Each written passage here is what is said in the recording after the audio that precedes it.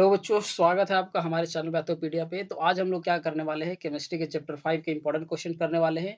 कल हम लोगों ने क्या किया था, चैप्टर 4 जो एटॉमिक स्ट्रक्चर से क्वेश्चन था, ठीक है? उस वाले को हम लोग किए थे, तो आप लोगों ने देखा था, ठीक है?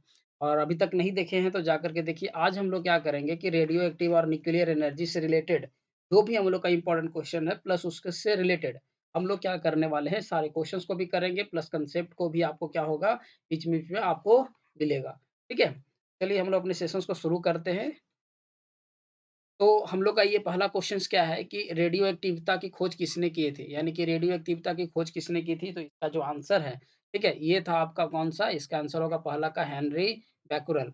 अब जो हेनरी बैक्यूरेल ने इसका रेडियो एक्टिविता की जो खोज किया था, ठीक है? इसका खोज जो हुआ था वो उन्होंने किया था आपका 1896 में, ठीक है? तो इसको भी आप क्या करते जाइए, इसको आपको नोट डाउन करते जाना है, ठीक है? यानी कि इसका आंसर होगा हेनरी बैक्यूरेल और कब खोज किया था आपका 1876 में, ठीक है? सॉरी 1896 में, 96 के बाद आगे हम लोग बात करते हैं, क्वेश्चन नंबर 2 है हम लोग का कि गामा किरणें हैं, यानी कि जो गामा किरणें हैं उसमें आपका बोल रहा है कि उसका ऊर्जा युक्त इलेक्ट्रॉन होता है या फिर आपका ऊर्जा युक्त अच्छा उच्च ऊर्जा युक्त विद्युत चुम्बकीय तरंगे होता है या फिर न्यून न्यून ऊर्जा युक्त विद्युत चुम्बकीय तरंग है या फिर उच्च ऊर्जा युक्त पॉजिट्रॉन है।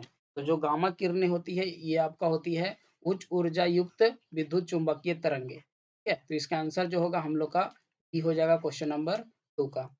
आगे बढ़ते हैं क्वेश्चन नंबर 3 पे। तो 3 बोल रहा है हम लोग का कि नाभिकीय रिएक्टर में नियंत्रक छड़ें होती हैं, यानी कि नाभिकीय रिएक्टर में जो नियंत्रण छड़ें जो हम लोग यूज़ करते हैं, ठीक है? वो किस चीज़ का बना हुआ होता है? तो वो बना हुआ होता है हम लोग का कैडमियम, ठीक है? तो इसका आंसर जो हो जाएगा वो आंसर हो जाएगा 3 का सी, ठीक है?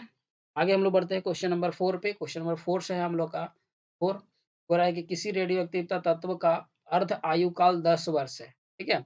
और उस पदार्थ की 10 ग्राम मात्रा कितने समय में 1.25 ग्राम रह जाएगी, ठीक है? तो इसको देखो, इसको हम लोग बनाते हैं कैसे, क्या बोल रहा है कि 1.25 ठीक है ग्राम, ये हम लोग को इसका हम लोग को निकालना है कितना रह जाएगा। तो हम लोग देख रहे हैं कि 10 ग्राम का मात्रा जो है 10 ग्राम का जो है वो आपका कितना है आपका 10 साल रह रहा है। तो अगर हम लोग हटाते हैं तो यहाँ पर कितना हो जाएगा 1/5 तो ये इसका कितना भाग है 1/8 भाग। अब n/8 भाग रह जा रहा है तो इसका मतलब क्या हो रहा है कि अर्धकाल में जो रेडियोएक्टिवता की मात्रा जो होती है, वो कितना हो जाती है हाफ़ हो जाती है। अब जब हाफ़ हो जाती है तो इसका मतलब क्या है कि इसको हम लोग क्या करते हैं कि देख रहे हैं कि 1/8 हो रहा है।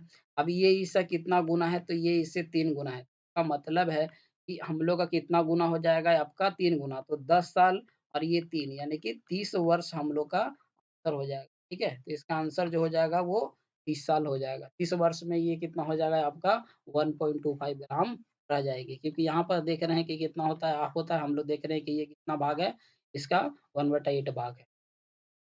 आगे बढ़ते हैं, परमाणु भट्टी में ग्रेफ़ाइट का क्या कार्य होता है?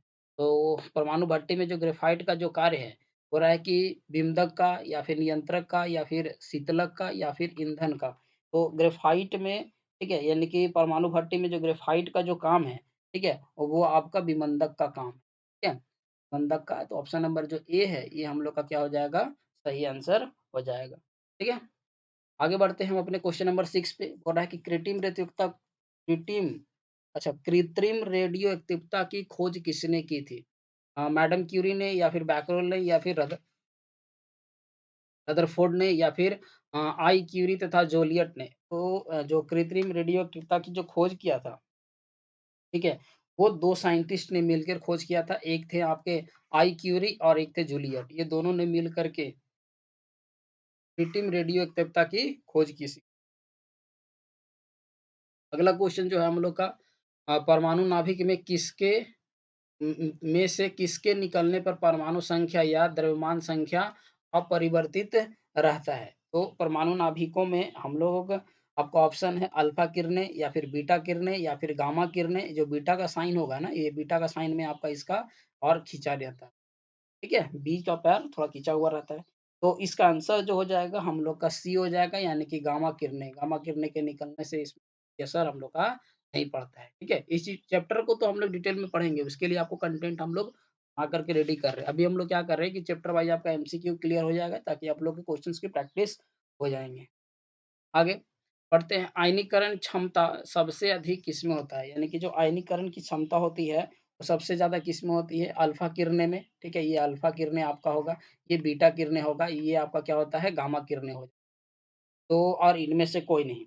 तो आयनीकरण की जो क्षमता रहती है, वो सबसे ज़्यादा हम लोग किसमें रहता है? अल्फ़ा किरणें में, तो इसका आंसर जो हो जाएगा, ये आपका ए हो जाएगा सही आंसर, ठीक है?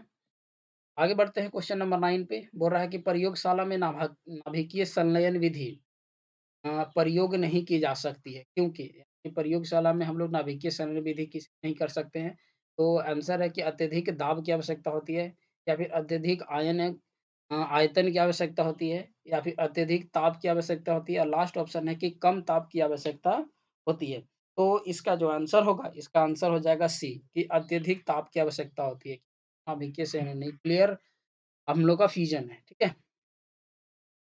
अगला अगर बात करें हम लोग का क्वेश्चन नंबर 10, फिर से 10 का क्वेश्चन हम लोग का उसी तरह का दिया हुआ है, मेथड निकालने का, ठीक है? तो यहाँ पर क्या दिया हुआ है, बोल रहा है कि एक रेडियोधुकता नाभिक की अर्ध आयु 44 दिन है, ठीक है? तो 1 दिन का 1 ग्राम कितने कम होकर के 150 मिलीग्राम रह जाएगा, ठीक है? तो हम लोग ये वाला फिर से हम लोग उसी पर है, ठीक है? तो एक तो हम लोग आपको सिखाएँगे नॉर्मल मेथड, जिससे कि हम लोग सॉल्व कर सकते हैं, और एक आपको सिखाया जाएगा वैकल्पिक मेथड, जिसमें कि आपको क्या हो जाएगा कि शॉर्टकट होता है, किसी से भी हम लोग उसको निकाल सकते हैं, ठीक है? तो एक स्क्रीन ले लेते हैं, इसके स्क्रीन पर हम लोग क्या करते हैं, सॉल्व करेंगे, आपको समझ में आ जाएगा कि लोगों को करना है। चलो देखो, यहाँ पर हम लोग किस तरह से कर सकते हैं, देखिए, अगर हम लोग बात करें 1 ग्राम, ठीक है? 1 ग्राम जो है, 1 ग्राम जो है, ठीक है? 1 ग्राम हम लोग का कितना देर में अथी हो रहा है, वो उसके अथी आधा होने में हम लोग को कितना लग रहा है, 44 दिन लग रहा है, ठीक है? तो वो कितना हो जा रहा है, आधा हो जा रहा है। फिर अगर 44 दिन लेगा, तो 44 दिन में फिर हम लोग का कितना रह जाएगा, 1/4 ग्राम रह जाएगा, ठीक है? फिर अगर उसको हम लोग आधा करते हैं, 44 दिन बाद फिर से कितना हो जाएगा, 1/8 ग्राम हम लोग का हो जाएगा, ठीक है? तो ये हम लोग का इसका ये हो गया फॉर्मेट, कि हम लोग का हमेशा क्या होता है, 44 दिन में वो आधा हो जाता है, ये पता चला। तो हम लोग को यहाँ पर कितना दिया है, बोल रहा है कि 0.15 जो ग्राम है, ठीक है? अथवा तो अगर हम लोग बात करें कि कितना हो जाएगा, 1.5 मिलीग्राम, इसको हम लोग बोल सकते हैं।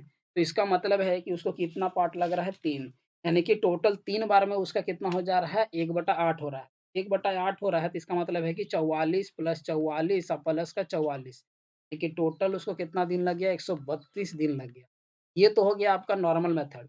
अब अगर हम लोग बात करते हैं इसका वैकल्पिक मेथड का, यानी कि शॉर्ट फार्मूला का, इसके लिए शॉर्ट फार्मूला होता है हम लोग का n is equal to n not into 1/2 का पावर n, ठीक है? ये हम लोग का है। तो ये कितना दिया हम लोग का, 0.125 दिया है। नेट वैल्यू को बोल रहा है कि कितना दिन में हो जाएगा, और ये n का वैल्यू दिया है 1/2, और यहाँ पर 1/2 का पावर हम लोग का कितना हो जाएगा, n। तो जब इसको हम लोग सॉल्व करते हैं, तो इसको जब सॉल्व करेंगे तो हम लोग का कितना आ जाएगा, ये 0.15 है, तो इसको हम लोग डेसिमल प्लेस को हटाएँगे, तो 125/1000 इज़ इक्वल टू कितना हो जाएगा, 1/2 का पावर कितना हो जाएगा, n। तो इसको अगर तोड़ते हैं, तो ये कितना हो जाएगा, 5/10 का पावर आपका कितना हो जाता है, पावर 3, इसको काट देंगे तो 1/2 का पावर कितना हो जाएगा, 3। तो यहाँ पर हम लोग देख रहे हैं कि n इज़ इक्वल टू हम लोग को कितना मिल रहा है, 3। अब n इज़ इक्वल टू जब 3 मिल गया, तो यहाँ से जब n का वैल्यू निकल गया, तो आपके लिए एक और फ़ॉर्मूला क्या हो जाता है, यहाँ पर हम लोग को टाइम निकालने के लिए होता है t is equal to n into, ठीक है, t का पावर हाफ, ये इसको बता रहा है कि ये हाफ लेते हैं। तो यहाँ पर n का वैल्यू है 3, और यहाँ पर आपका कितना हो जाएगा, t हाफ दिया हुआ कितना, 44, तो टोटल आपको कितना निकल जाएगा, 100 आपका 32 दिन। तो ये हम लोग का वैकल्पिक विधि हो गया, जिससे आपको फ़ॉर्मूला से हम लोग निकाल सकते हैं। तो पहले वाला जो क्वेश्चन नंबर 2 किए थे हम लोग शायद, उसमें भी हम लोग को क्या था कि इसी तरह से हम लोग को निकालना था।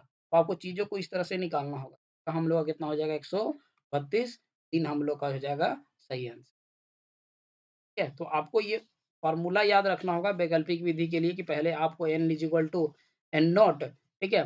और 1/2 का पावर n। अब यहाँ से पहले आप n निकालोगे, फिर t इज़ इक्वल टू आपको क्या लिखना होगा, n इंटू टी हाफ।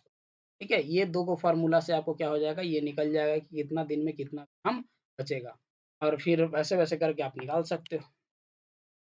अगला जो है क्वेश्चन नंबर 11 बोल रहा है कि किसी परमाणु से बीटा किरणें, किसी परमाणु से बीटा किरणें, ठीक है?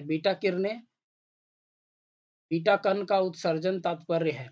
तो यानी किसी परमाणु से अगर बीटा कण का उत्सर्जन होता है, तो उसका मतलब क्या है कि बाह्य कोश से इलेक्ट्रॉन का निकलना हो रहा है, या फिर नाभिक से एक इलेक्ट्रॉन का निकलना हो रहा है, या फिर नाभिक के न्यूट्रॉन का प्रोटॉन और इलेक्ट्रॉन का बदलना, या फिर नाभिक के प्रोटॉन और न्यूट्रॉन तथा इलेक्ट्रॉन का बदलना।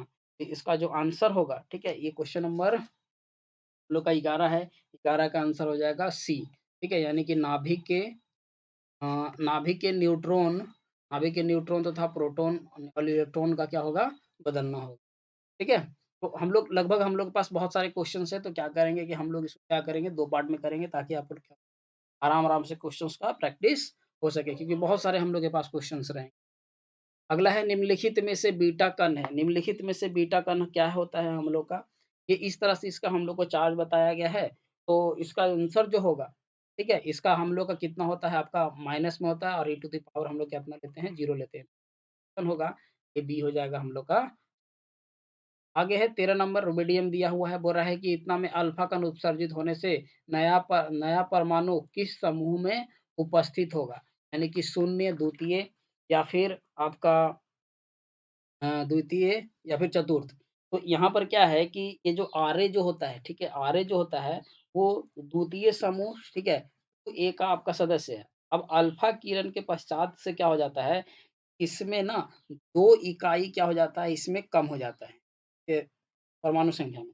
अब 2 इकाई परमाणु क्रमांक में इसका 2 कम हो जाता है। तो ये होता क्या है कि अतः 2 स्थानों से चला जाता है, तो ये उत्पन्न नया सदस्य जो होगा, ठीक है? वो क्या हो जाता है, शून्य हो जाता है। तो इसका आंसर जो होगा, वो शून्य हो जाएगा। ठीक है? आगे बढ़ते हैं क्वेश्चन नंबर 14 पे। क्वेश्चन नंबर 14 हम लोग का क्या दिया हुआ है, बोल रहा है कि थोरियम है 90-234 से बीटा कण उत्सर्जित होने पर पदार्थ प्राप्त होता है। यानी कि जब 90 से अगर बीटा कण निकलेगा, बीटा कण का उत्सर्जित होगा, ज़ाहिर सी बात है, तो इसका क्या हो जाएगा, यानी कि बीटा कण का निकलना मतलब नेगेटिव का आना, इसका मतलब है पहले से हमारा 90 है, उसमें एक ही इलेक्ट्रॉन आएगा, तो कितना हो जाएगा, 91। तो जो परमाणु भार जो होगा, यानी कि आपका एटॉमिक नंबर तो 91 हो गया, और जो परमाणु भार जो होगा, वो परमाणु भार आपका कितना रहेगा, 234 का 234 रहेगा। तो 91 और 234, जो ऑप्शन नंबर बी है, वो हम लोग का क्या हो जाएगा, सही हो जाएगा। और आज का हम लोग का अगला आखिरी क्वेश्चंस है आपका 15, क्योंकि इसमें हम लोग का बहुत सारे क्वेश्चंस है, तो सेशंस लंबा हो, इससे बढ़िया है कि हम लोग क्या करने वाले हैं, 2 पार्ट में क्वेश्चन को करेंगे। तो आज का 15 नंबर क्वेश्चन है, बोल रहा है कि जो यूरेनियम है 92 280 से अल्फा कण उत्सर्जित होता है, तो परमाणु भार क्रमशः होंगे। तो जब अल्फा कण निकलता है, तो देखो यहाँ कितना दिया है, 92, और अल्फा कण निकलने से 2 इलेक्ट्रॉन घटता है। तो यहाँ पर क्या हो जाएगा, आपका 90, और उसके बाद जो परमाणु भार जो होगा, वो परमाणु भार आपका 238 है, तो 4 माइनस करेंगे तो यहाँ कितना हो जाएगा, 234। तो यानी कि 90 और 234 हम लोग ऑप्शन ए है, तो ऑप्शन ए का सही आंसर होगा। तो ये थे हमारे आज के 15 इंपॉर्टेंट क्वेश्चन्स, जो हम लोग क्या कर रहे हैं कि चैप्टर जो आपका रेडियो एक्टिव है, उससे हम लोग क्या करने वाले हैं, कवर करने वाले हैं। तो मिलते हैं हम अपने नेक्स्ट सेशन में, तब तक के लिए नमस्कार।